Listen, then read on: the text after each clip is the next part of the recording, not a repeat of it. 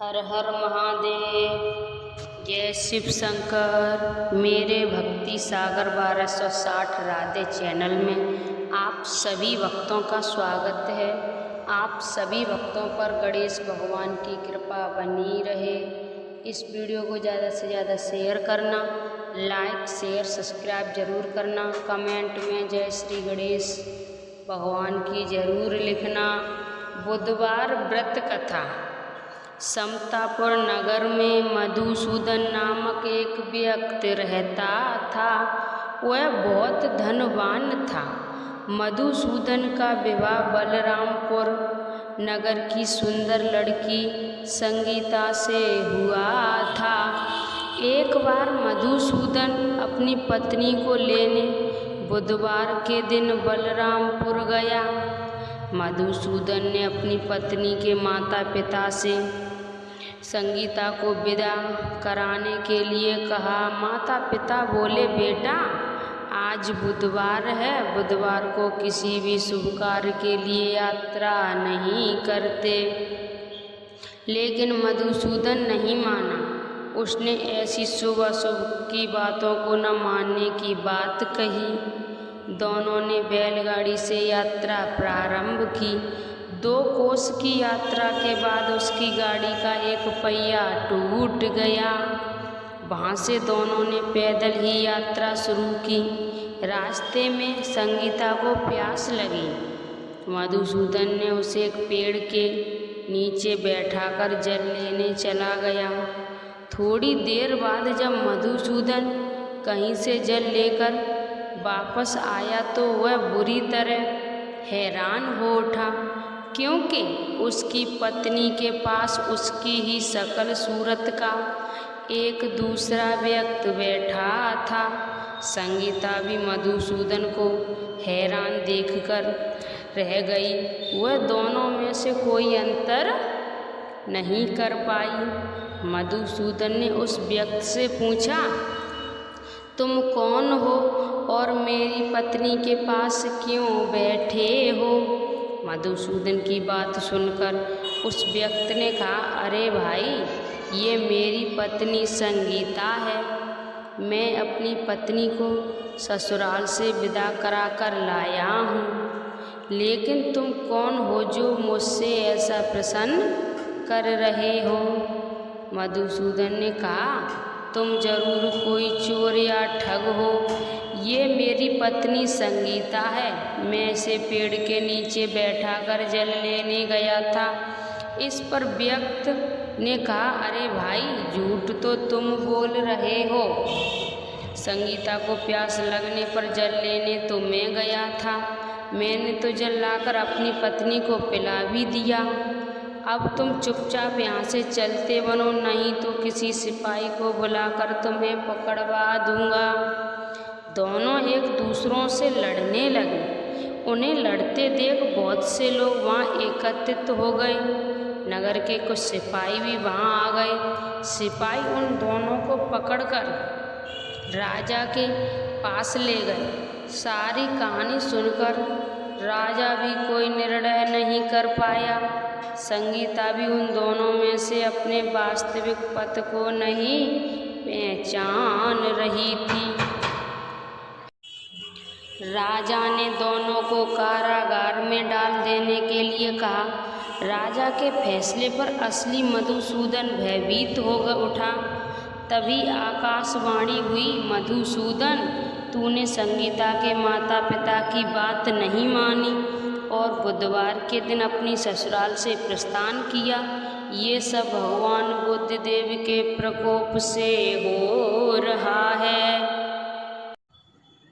मधुसूदन ने भगवान बुद्धदेव से प्रार्थना की कि हे भगवान बुद्धदेव, मुझे क्षमा कर दीजिए। मुझसे बहुत बड़ी गलती हुई है।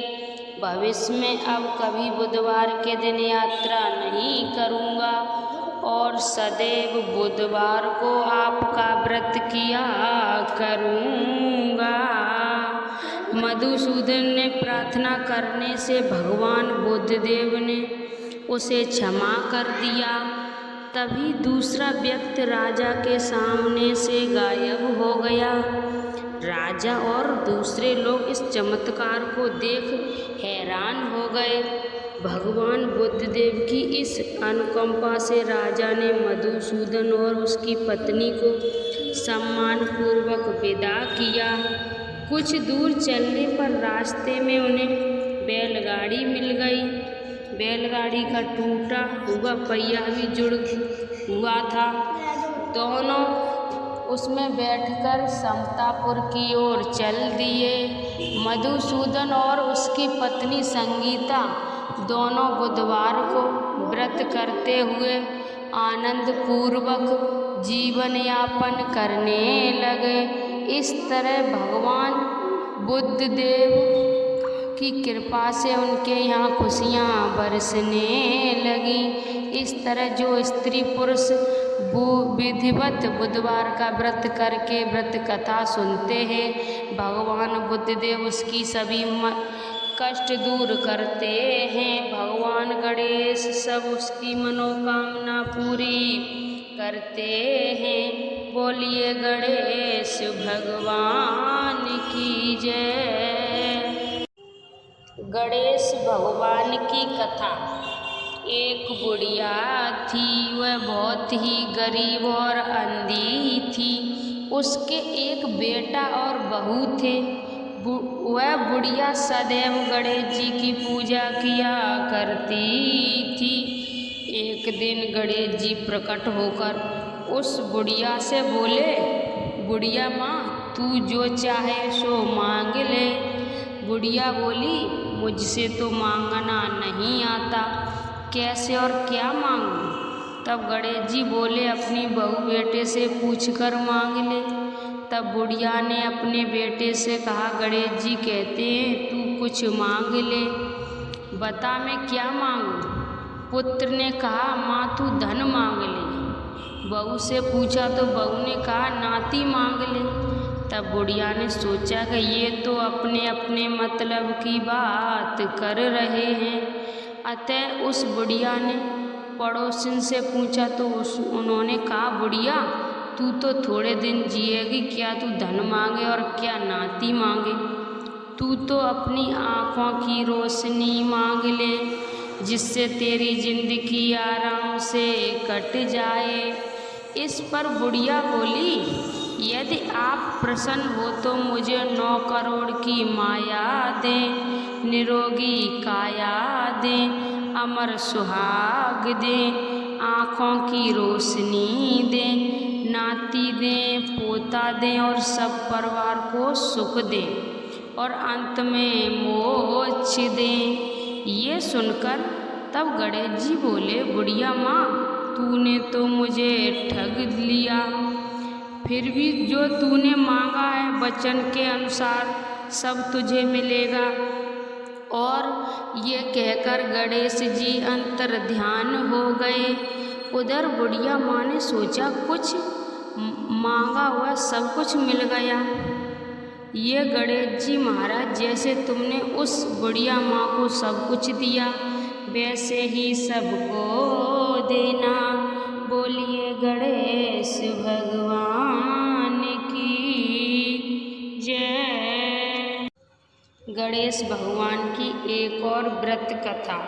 एक बुढ़िया माई थी, मिट्टी के गणेश जी की पूजा किया करती थी। रोज बनाए रोज गल जाएं। एक सेठ का मकान बन रहा था। वो बोली, पत्थर का गणेश बना दो। मिस्त्री बोले, जितने में हम तेरा पत्थर का गणेश घटेंगे उतने में अपनी दीवार न चिनेंगे। बुढ़िया बोली, राम करे तुम्हारी दीवार टेढ़ी हो जाए। अब उनकी दीवार टेढ़ी हो गई। वो चिने और ढा देवे, चिने और ढा देवे। इस तरह करते करते शाम हो गई। शाम को सेठ आया। उसने कहा, आज कुछ भी नहीं किया। वो कहने लगे कि एक बुढ़िया आई थी, वो कह रही थी मेरे पत्थर के गणेश घट दो। हमने नहीं घटा तो उसने कहा तुम्हारी दीवार टेढ़ी हो जाए। तब से दीवार सीधी नहीं बन रही। बनाते हैं और ढा देते हैं। सेठ ने बुढ़िया बुलवाई। सेठ ने कहा, हम तेरा सोने का गणेश घट देंगे, हमारी दीवार सीधी कर दो। सेठ ने बुढ़िया को सोने का गणेश घट दिया। सेठ की दीवार सीधी हो गई। जैसे सेठ की दीवार सीधी की वैसी सबकी करना। बोलिए गणेश भगवान की जय।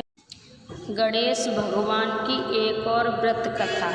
एक बार भगवान गणेश बाल रूप में चुटकी भर चावल और चम्मच में दूध लेकर पृथ्वी लोक में निकले। वे सबको अपनी खीर बनाने को कहते जा रहे थे, पर सबने उनकी बात को अनदेखा किया।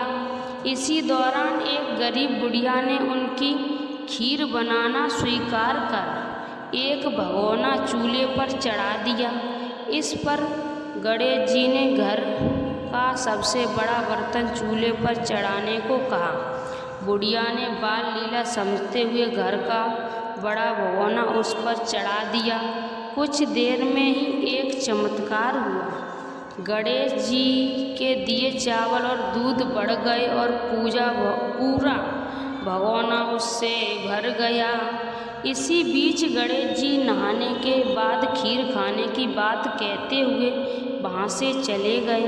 पीछे से बुढ़िया के पोते पोती आए तो भूख लगने पर बुढ़िया ने उन्हें वह खीर खिला दी। खीर बनते देख रही पड़ोसन को भी बुढ़िया ने कटोरा भरकर खीर दे दी। बेटे की बहू ने भी चुपके से एक कटोरा खीर खाने के साथ एक कटोरा खीर छिपा दी। इसके बाद भूख लगी तो बुढ़िया ने भी खाने के लिए खीर हाथ में ले ली और बोली, आ जा रे गणेशिया, खीर खा ले। तभी गणेश जी वहाँ पहुँच गए और बोले कि मैंने तो खीर पहले ही खा ली। जब बुढ़िया ने पूछा कि कब खाई तो वे बोले कि जब तेरे पोते पोती पड़ोसन व बहू ने खाई तभी मैंने पेट भर कर खा लिया। इसके बाद जब बुढ़िया ने बाकी बची खीर के उपयोग के बारे में पूछा तो गणेश जी ने उसे नगर में बांटने को कहा। तब बुढ़िया ने खीर बांटी तो राजा को भी इसका पता लग गया। इस पर उसने बुढ़िया को अपने दरबार में बुला लिया। सारा माजरा जानकर उसने बुढ़िया का खीर का भगोना अपने पास मंगा लिया। पर राजा ने महल में जैसे ही वह पहुंचा तो उसमें कीड़े मकोड़े व जहरीले जानवर गिर गए।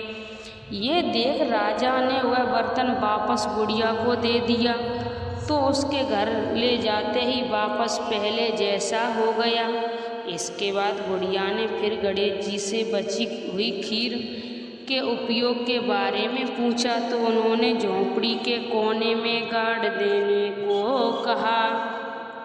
ऐसा एक कर बुढ़िया रात को सो गई और गणेश जी उसकी झोंपड़ी को लात मारते हुए अंतर्ध्यान हो गए। अगले दिन जब बुढ़िया उठी तो उसे अपनी झोंपड़ी महल बदली हुई और खीर के बर्तन सोने जवाहरातों से भरे मिले। गणेश जी की कृपा जानकर बुढ़िया काफ़ी प्रसन्न हुई। बोलिए गणेश भगवान की जय। गणेश जी की आरती। जय गणेश जय गणेश जय गणेश देवा। माता जाकी पार्वती पिता महादेवा। एक दंत दयावंत चार भुजाधारी। माथे पे सिंदूर सोहे पूसे की सवारी। जय गणेश जय गणेश जय गणेश देवा। माता जाकी पार्वती पिता महादेवा। पान चढ़े फूल चढ़े और चढ़े मेवा। लडुअन का भोग लगे संत करे सेवा। जय गणेश जय गणेश जय गणेश देवा। माता जाकी पार्वती पिता महादेवा। अंधन को आँख देत कोड़िन को काया, बांझन को पुत्र देत निर्धन को माया। जय गणेश जय गणेश जय गणेश देवा, माता जाकी पार्वती पिता महादेवा। सूर श्याम शरणाय सकल कीज सेवा, माता जाकी पार्वती पिता महादेवा। दीनन की लाज रखो शंभु सुतकारी, कामना को पूर्ण करो जाहूँ बलिहारी। जय गणेश जय गणेश जय गणेश देवा, माता जाकी पार्वती पिता महादेवा। बोलिए भगवान गणेश की जय, पार्वती के लल्ला की जय। आप सभी भक्तों को मैंने बुधवार व्रत कथा और कहानियाँ सुनाई, उसमें मैंने कुछ गलत बोला हो तो आप सभी भक्त मुझे माफ़ करना। जय श्री गणेशाय नमः।